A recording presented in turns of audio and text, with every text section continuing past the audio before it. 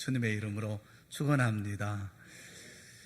무엇이 되기보다 무엇으로 살기를 택하라는 말이 있습니다. 무엇이 되기 위해서 고군분투하며 사는 것은 참 고단합니다. 그러나 나는 이미 무엇이다 이렇게 마음 먹고 그 무엇으로 지금 당장 살라라는 것입니다. 한 소설가는 소설 쓰는 비법을 설명해 주면서 소설을 써서 소설가가 되겠다는 마음으로 글을 쓰는 것보다는 나는 이미 소설가라는 마음으로 글을 쓰라라고 권합니다. 소설가가 되겠다는 마음으로 글을 쓰는 것과 또 이미 소설가로서 글을 쓰는 것은 엄청난 차이가 있다는 것입니다. 글을 쓰는 자세가 다르고 또 보는 관점도 차이가 있다는 것입니다. 모든 일을 구원받은 주님의 백성의 자리에서 보고 듣고 행하면 참 좋겠다. 그런 사람이 되려고 하기보다는 그런 사람으로 살기를 택하는 우리가 되었으면 참 좋겠다 하는 마음이 있어요. 그런데 우리는 확신 있는 삶을 살지 못하고 늘 우물쭈물 망설이는 삶을 살아갑니다. 걱정하고 두려워하고 또 한숨으로 살아가는 삶이 있습니다. 왜 그렇게 살아갈까? 오늘 본문의 요한복음 9장의 말씀을 읽고 또 읽었습니다. 읽으면 읽을수록 가슴 깊이 말씀이 박혀왔습니다. 오늘 본문에 있는 말씀은 세 장면으로 구분이 됩니다. 맹인이 예수님을 처음 만났던 장면, 그것이 제1막입니다. 첫 번째 1막, 이렇게 말할 수가 있을 것입니다. 두 번째 장면이 있습니다. 바리새인과 만나는 장면입니다. 이것은 제2막, 그렇게 말할 수 있죠. 그리고 마지막 세 번째 장면이 있습니다. 다시 예수님을 만나는 장면입니다. 그것을 제3막, 그렇게 말할 수가 있습니다. 이 맹인은 1막과 2막과 3막의 신앙을 경험합니다. 그런데 생각해보면 우리가 만나는 모든 사건, 모든 상황, 모든 일에는 오늘 본문의 맹인이 만났던 1막, 2막, 3막이 언제나 있다는 것을 깨닫습니다. 사랑하는 여러분, 오늘 저와 함께 이 사건을 면밀하게 살펴봅시다. 그리고 여러분에게도 저와 같은 깨달음이 있기를 바랍니다. 우리 모두 이 맹인이 체험했던 신앙과 그 확신을 함께 소유할 수 있기를 주님의 이름으로 축원합니다. 남에서부터 맹인이었던 사람이 있었습니다. 1절 말씀에 보면 예수께서 길을 가실 때에 날 때부터 맹인된 사람을 보신지라, 그렇게 말씀이 시작이 되어집니다. 그러니까 이 사건의 주어는 맹인이 아닙니다. 예수께서 길을 가실 때에 보신지라, 예수님이 주어입니다. 예수님께서 길을 가시다가 날 때부터 맹인된 이 사람을 보신지라, 보셨습니다.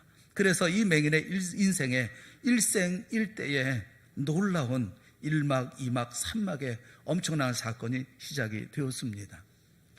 사실 이 맹인에게 하루는 그저 또 다른 하루, 어제의 연장인 일상에 그저 불과할 뿐입니다.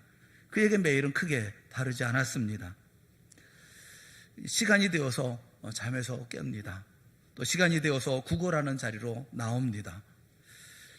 또 하루 종일 구걸을 하다가 시간이 되어서 집으로 돌아옵니다.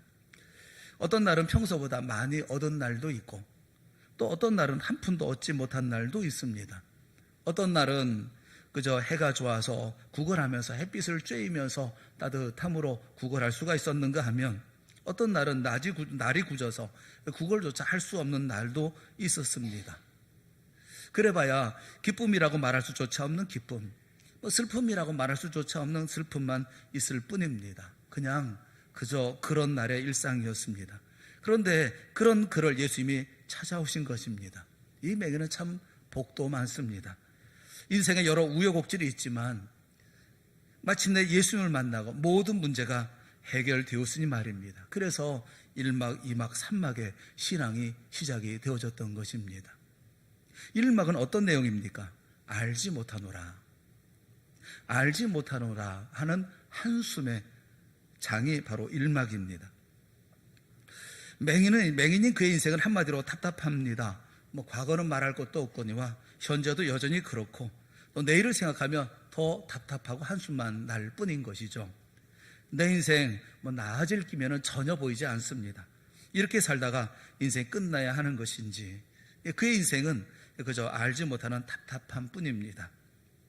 왜 태어날 때부터 맹인으로 태어났는지 알 수가 없습니다. 누구의 죄 때문인지, 그것이 부모의 죄 때문인지 자신의 죄 때문인지 그것도 알 수가 없습니다. 왜 내 인생은 구걸하는 인생으로 평생을 살아야 하는지 그도 알 수가 없습니다.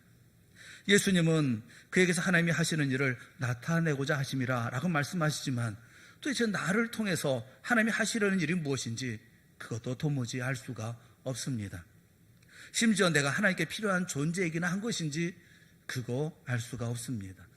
또 내게 지금 말씀하고 계시는 예수라는 분은 누구신지, 그분은 왜 진흙을 침으로 이겨서 내 눈에 바르시는지, 또 왜 실로한 못으로 가서 씻어야 하는지 알 수가 없습니다. 아무것도 모르겠습니다. 아무것도 확신할 수가 없습니다.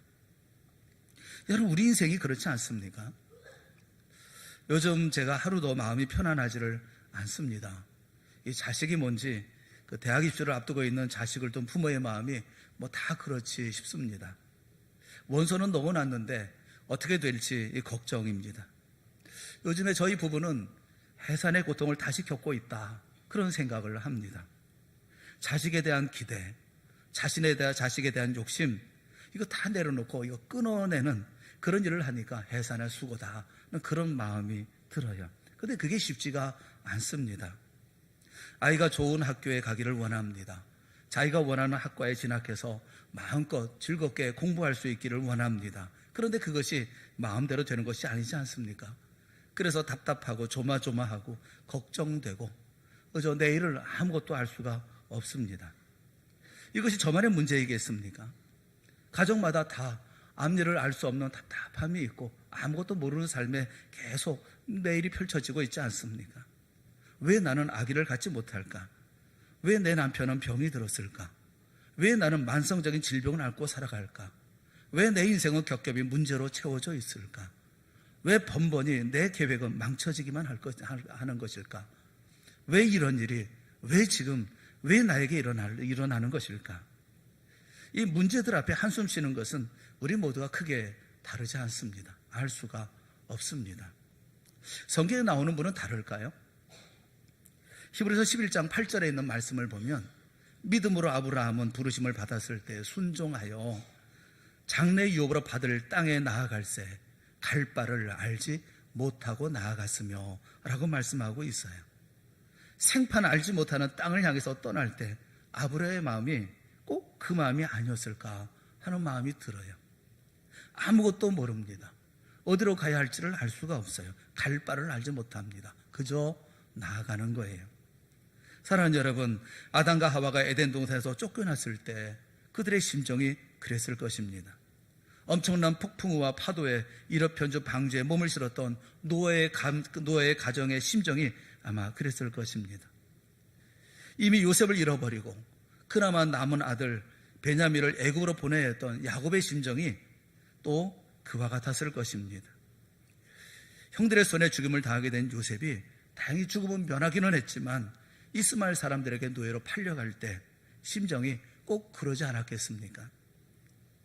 사울에게 쫓겨 원수의 땅을 전전했던 다윗, 그리 아니하실지라도 고백을 했지만 7배나 뜨겁게 한 풀붓불을 이제 풀불에 던져줘야 할 운명에 처했던 사드락과 메삭과 아벳느고, 굶주린 사자굴에 던져질 다니엘, 공포에 질려서 문을 꼭꼭 걸어 잠그고 있었던 예수님의 제자들, 모두가 다 내일을 알 수 없는 아무것도 모르겠습니다, 이와 같은 심정이 아니었겠습니까? 저는 성경을 보면서 그 누구보다도 모세의 어머니 요게벳의 심정이 이와 같지 않았을까 하는 마음이 들어요. 출애굽기 2장 1절부터 3절은 그 상황을 우리에게 말씀하고 있습니다. 우리 한번 같이 한번 읽어봤으면 좋겠어요. 다 같이 시작. 레위 가족 중 한 사람이 가서 레위 여자에게 장가들어 그 여자가 임신하여 아들을 낳으니 그가 잘생긴 것을 보고 석 달 동안 그를 숨겼으나 더 숨길 수 없게 되매 그를 위하여 갈새, 다음 절, 자 시작. 그를 위하여 갈대 상자를 가져다가 역청과 나무지를 칠하고 아기를 거기 담아 나일강과 갈대 사이에 두고. 아들이 태어나면 나일강에 던지라는 애굽 바로의 명령을 거스를 수 없어서 어찌 석 달 동안은 간신히 숨겨 키워왔지만 더 이상 숨길 수 없게 되자 아이를 담을 갈대 상자를 마련해서 그 갈대 상자에 정성스럽게 역청과 나무진을 칠하고 있는 아버지, 또 사랑하는 아이를 그 갈대 상자에 넣어서 나일강에 띄어보내는 어머니, 사랑하는 자식을 품에서 떼어내 죽을지 살지 알 수 없는 그 사지로 떠나보내는 부모의 심정은 어땠을까? 여기 알지 못하노라. 이 모든 일막은 한숨 속에 시작되어지는 일막이 우리에게 있습니다. 모든 사건, 모든 상황, 일막은 알지 못하는 걱정, 두려움, 한숨이 일막입니다. 근데 이막으로 다시 바뀌어집니다. 그 이막은 한 가지 아는 믿음입니다. 25절 말씀을 한번 같이 보겠습니다. 25절 우리 다 같이 함께 보겠습니다. 시작. 대답하되 그가 죄인인지 내가 알지 못하나 한 가지 아는 것은 내가 맹인으로 있다가 지금 보는 그것이니이다. 이 맹인은 쉴 새 없이 복잡한 이야기들 속에 있습니다. 시각장애는 유난히 청각이 발달을 하죠. 예민합니다. 이 사람이 맹인으로 난 것이 누구의 죄로 인함입니까? 자기입니까? 부모입니까? 내가 이렇게 태어난 것이 도대체 누구의 잘못일까? 참 괴로운 질문입니다. 늘 듣던 소리이고 하나마나한 논쟁입니다. 그런데 예수님이라는 분이 하나님이 하시는 일을 나타내고자 하심이라 라고 말씀하시면서 자기 눈에 진흙을 바르십니다. 아니, 맹인의 눈은 눈이 아닙니까? 먼지만 들어가도 아픈데 다짜고짜 눈에 진흙을 이겨 바르니 예민하고 성격 급한 사람이라면 펄쩍 뛸 것입니다. 게다가 실로암 못에 가서 씻으라 라고 말씀하십니다. 거기서 실로암 연못까지는 적어도 오리길이 되어집니다. 맹인이 지팡이를 짚고 가노라면 1시간 반 내지 2시간은 가야만 하는 거리입니다. 그 길을 가면서 이 맹인은 무슨 생각을 했을까? 기쁘게 갔을까요? 툴툴거리며 갔을까요? 반신반의하면서 갔을까요? 아마도 지금 내가 이걸 뭘 하고 있는 것일까? 그러면서도 그리 어려운 일도 아닌데 어쨌든 가보자, 이런 마음으로 가지 않았겠습니까?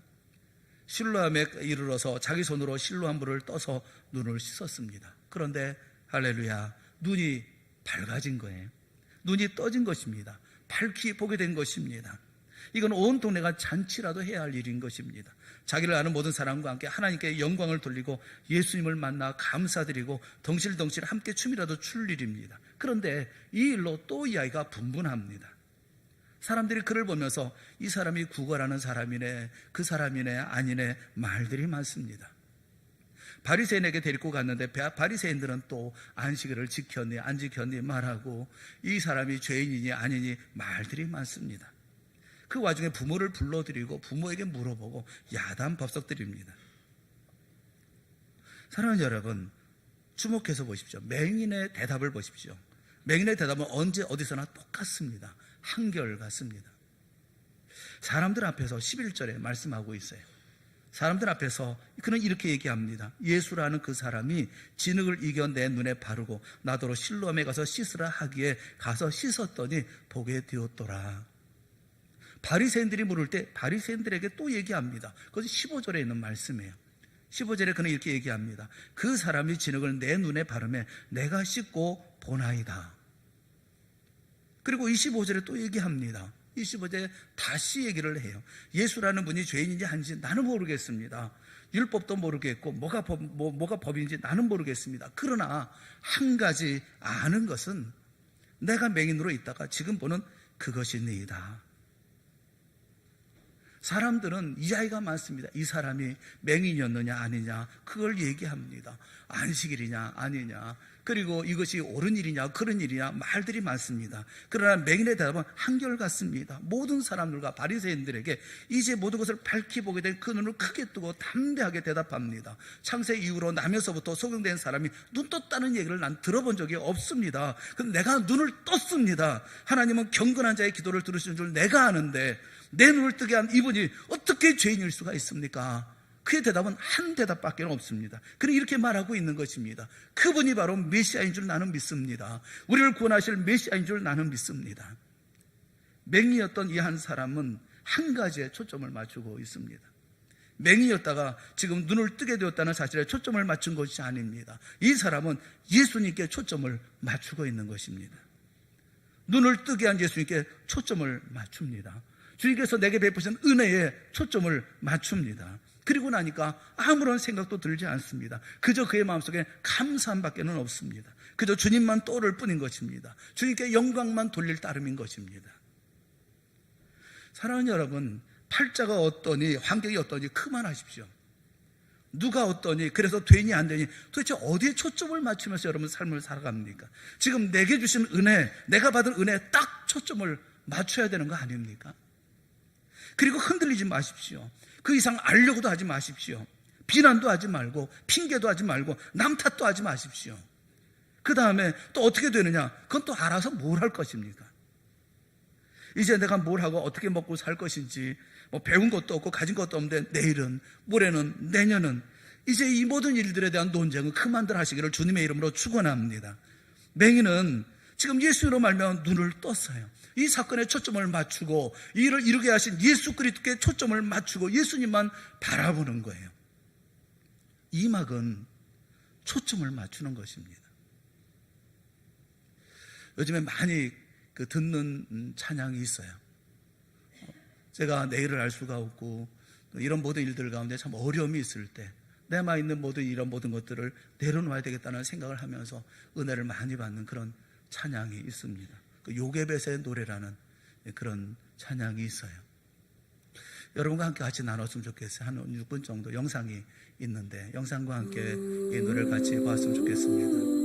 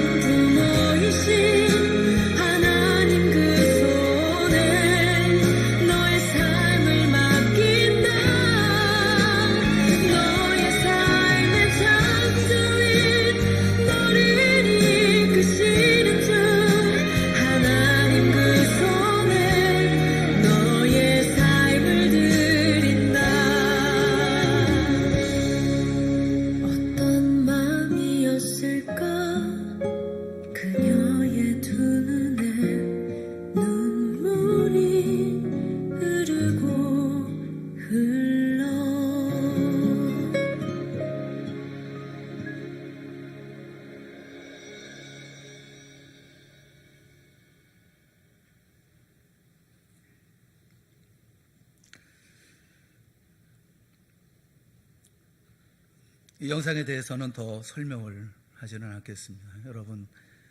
여러분 어디에 초점을 맞추며 삶을 살고 계십니까? 여러분 어디에 초점을 맞추며 신앙생활을 하고 계십니까? 이 질문에 스스로 답하십시오. 요게벳은 정말 그랬을 것 같습니다. 아기 모세를 물에 뛰어보내면서 정말 그렇게 기도하고 그렇게 눈물 흘렸을 것 같습니다.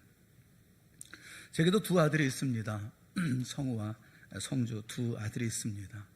저는 노래 부를 때마다 그 아이들의 이름을 부릅니다. 성우야, 성주야, 너의 삶의 참 주인, 너의 참 부모이신 하나님, 그 손에 너희들의 삶을 맡긴단다. 너의 삶의 참 주인, 너를 이끄시는 주 하나님, 그 손에 너희들의 삶을 드린단다. 그가 너희들을 구원하실 거야. 그가 너희들을 이끌어 주실 거야. 그가 너희들을 사용하여 주실 거야. 사랑하는 여러분, 우리 주님께 초점 맞추는 여러분 모두가 되어질 수 있기를 주님의 이름으로 축원합니다. 힘들 때마다 부르는 찬양이 있습니다. 그 찬양은 주님 다시 오실 때까지, 그 찬양입니다. 주님 다시 오실 때까지 나는 이 길을 가리라. 좁은 문 좁은 길 나의 십자가 지고 나의 가는 이 길 끝에서 나는 주님을 보리라. 영광의 내 주님 나를 맞아주시리. 우리 인생의 종착지는 예수 그리스도이십니다. 어떤 과정의 삶을 살았던, 어떤 길을 걸어갔든 하나님의 자녀인 그리스도인이 걸어가는 인생의 마지막 종착지는 예수 그리스도입니다. 그리고 예수 그리스도를 마주하게 될 그때 나를 지켜보아 주셨던 주님의 품에 안기게 되어질 것입니다. 그렇다면 인생의 종착지를 알고 있는 우리는 이 세상 어떻게 살아야 합니까? 내 인생의 마지막 날 주님과 대면하고 직면하여 그분의 품에 안길 날을 기다린다고 한다면 우리는 누구를 의식하며 누구를 의지하며 누구에게 초점 맞추며 삶을 살아야 합니까? 내 인생의 종착지가 예수 그리스도시고 또 그 앞에 선 나를 사모하고 있다고 한다면 이 땅을 살아가는 동안 그분 앞에서 그분의 기준대로 내가 어떻게 살아야 할지는 분명해지는 것입니다. 내가 아는 한 가지, 그 예수 그리스도께 초점을 맞추십시오.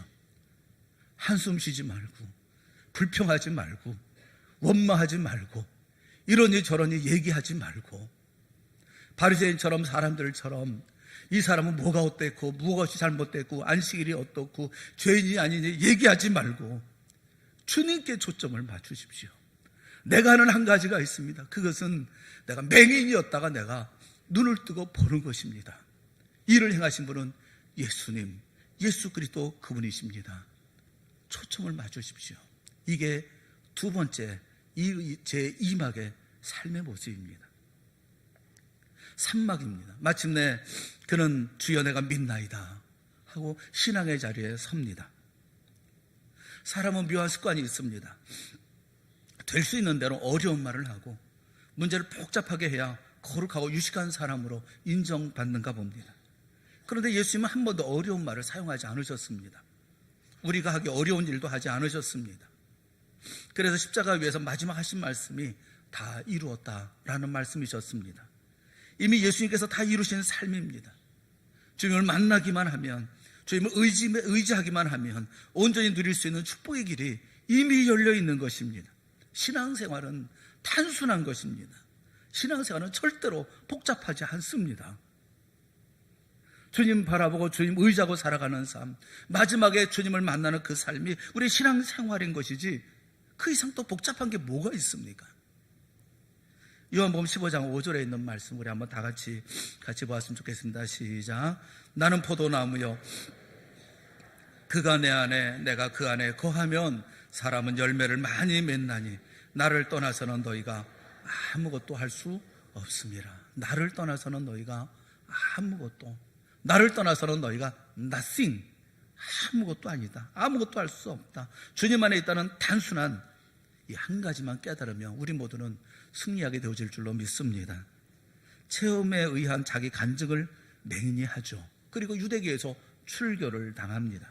34절에 보면 쫓아내어 보내니라 라고 말씀합니다. 그 말씀이 출교했다라는 의미라고 그래요.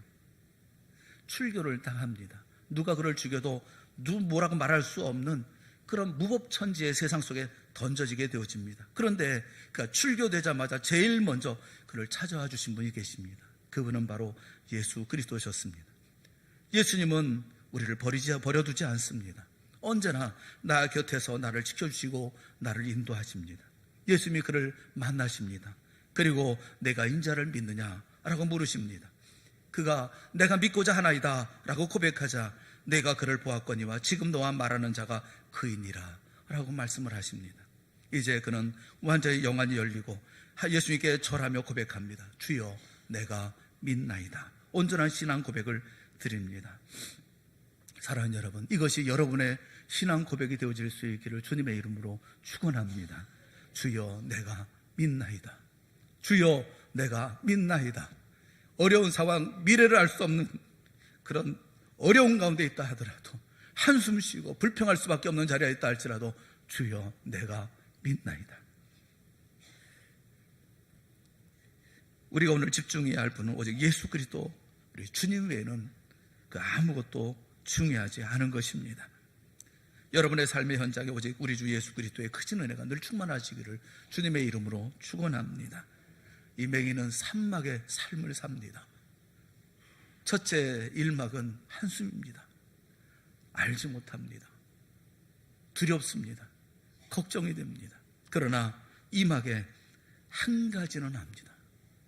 주님께서 내 병을, 내 모든 어려운 이 모든 맹인에 대한 모든 것들을 밝히 보여주셨다고 하는 예수 그리스도를 믿는 믿음을 갖습니다.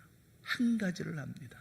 그리고 주님을 믿습니다. 내가 주님을 전적으로 의지합니다. 주님을 알게 되자, 믿게 되어지자 모든 것을 알게 되어집니다.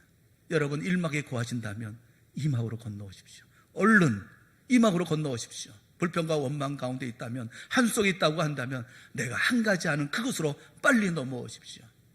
2막에 머물게 되어졌습니까? 내가 한 가지 아는 이것을 고백하게 되어졌습니까? 그러면 이제 3막의 자리에 거하십시오. 주여 내가 믿나이다. 이 땅의 삶을 살아갈 때 우리가 언제나 주님을 믿는 믿음의 자리에서 흐트러짐이 없는 그런 믿음의 모습을 가지고 살아갈 수 있기를 바라는 것입니다. 오늘 우리에게도 2000년 전 예루살렘길 모퉁이의 이 3막의 변화의 역사가 날마다 일마다 때마다 이루어질 수 있는 복된 은혜가 여러분에게 있기를 주님의 이름으로 축원합니다. 기도하겠습니다. 사랑의 하나님 아버지, 우리에게 은혜를 베풀어 주셔서 믿음으로 보게 하여 주시옵소서.